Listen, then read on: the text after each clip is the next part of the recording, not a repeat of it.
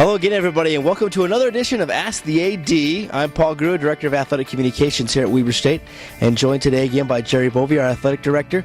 Jerry, it's August, the calendar changes, and it seems like around here, kind of a change in everything going on. It gets so much more intense as August starts. Yeah, things are getting busy, Paul. You've seen student-athletes a little more in the hallways as they're coming back and getting ready for camp with volleyball and cross-country and football getting underway here soon, as well as soccer. So a lot going on right now in the hallways. You know, as we speak, it's a month from today. It will be the first football game. As you mentioned, volleyball, soccer, other things start. Fall camp starts this Saturday for football. Let's talk a little bit about some of the things that go on during the summer. Sometimes, you know, people aren't sure what happens in the summer, but there's maybe not games, but still a lot going on. Yeah, it's really our time to prepare for the fall. Once we get into the fall season, there's really not a break for the staff. From week to week and from game to game and travel with all the travel. So it's kind of a preparation time. We're working on schedules, getting contracts in. Right now, there's a few contract negotiations going on our marketing side. There's a lot of fundraising that goes on in the summer with meetings with donors to get gift agreements in place. Right now, we're working on our Adidas contract as that will come up for renewal in the next year. So a lot of behind the scenes contract type of things, coaches' contracts. It's still a busy time. It's not as busy in the sense that, you know, we don't have the public walking through and there's not as many athletes, obviously, other than those going to summer school, but it's still a busy time for us. One thing that happened during the summer is a couple weeks ago, the Big Sky Conference had their annual kickoff meetings in Park City for football. A couple things came out of that. One's going to be instant replay for football, also for basketball this year. Yeah, that's going to be exciting for, I mean, in the end, we want to get the calls right. So being able to have that technology in place in our arena and for basketball and here in the stadium will be a good thing for us. So we've been doing a lot of construction too in the summer. A lot of little projects and capital projects. We're going to be replacing the seats in the stadium, the chairback seats. In the next couple of weeks, we've been doing some construction in the press box within the TV booth, as you know, to prepare for a secure place for the replay crew to be there. You know, there's always a little controversy if it's not done right that you can have tampering that went on in an institution to the south of us a few years ago. So we're doing the prep work to make sure that we have everything in place. But replay is going to be a huge benefit to our program to get it right. You know, also during the summer, we've had a couple of basketball news things going on. One is the schedule was released. Been some people talking about the schedule and maybe some of the games that we have. There's a lot that goes into that schedule, though. There is, and actually I've been engaged with Randy and his staff in the schedule this year. It's been really difficult for us to attract teams, Division I teams, to come to the Event Center.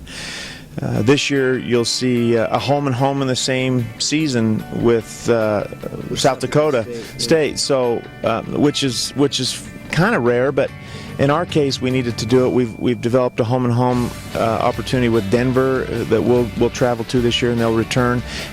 So we've really been working hard to get Division I games.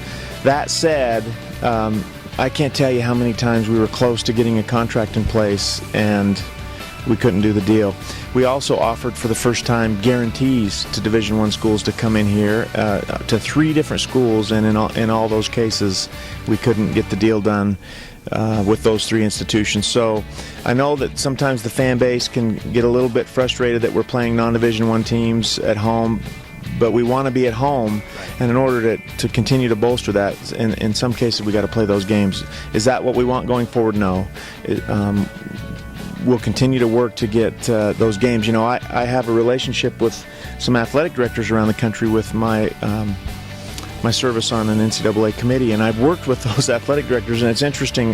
We'll have good discussions about playing, and then when they go back home and talk to their coaches, they call me right back and say our coach doesn't want to come to Ogden. So we're going to have to continue to work on that. In the end, we're going to have to raise enough capital to offer valid competitive guarantees for teams to come in here. And I guess in the end it is a good problem to have, as people don't want to come here. And we also have 2 games in NBA arenas this year with BYU and Portland in Salt Lake and Portland, which will be neat too. One more note on basketball, an exciting thing that we just announced last week is the Weber State Alumni Classic, August 29th. it's going to be a night people don't want to miss, and with a whole lot of legends coming back, including an NBA All-Star from Portland. Yeah, we're excited about that. Damian and I started talking 6-8 months ago about the concept of this, and unfortunately he's not going to be able to play. I think in the future we're going to get that worked out, but he'll be here. He's going to be able to participate in the contests, and this is kind of his dream to bring back former players, and it's our dream as well to get some of those former athletes, former basketball players back in the arena. Some of them have lost a step. There's a few of them that are a little nervous about coming back and playing, but they're all excited to come and interact with our fan base and get some of those greats back in the D Event Center hooping it up. So yeah, boys, it's going to be a neat thing. Harold Arsenault, Jimmy DeGraff, and Jermaine Boyette, just some of the names that will be coming. Full rosters will be announced here a little bit later, but tickets are on sale for that at the D Event Center. Only $5 for general admission. $5 general admission, and it all goes to charity. So we're excited to have our fans get a chance to interact with those former greats, and it's always important to bring those players back and keep them close to the program and never forget kind of the culture. And we have a culture of success in our men's basketball program over the last 55, 60 years in Division I or whatever we're at now. So keeping them involved and engaged in the program and kind of remembering those good old days is important to us as we move forward. Okay. Well, thank you for another edition of Ask the AD. This is going to be an exciting month as all the sports in the fall start getting going.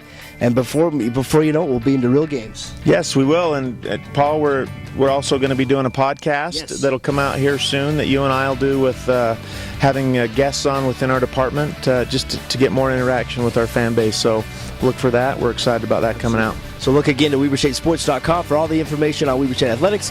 Follow us on social media as well, and we'll talk to you again. Go Wildcats!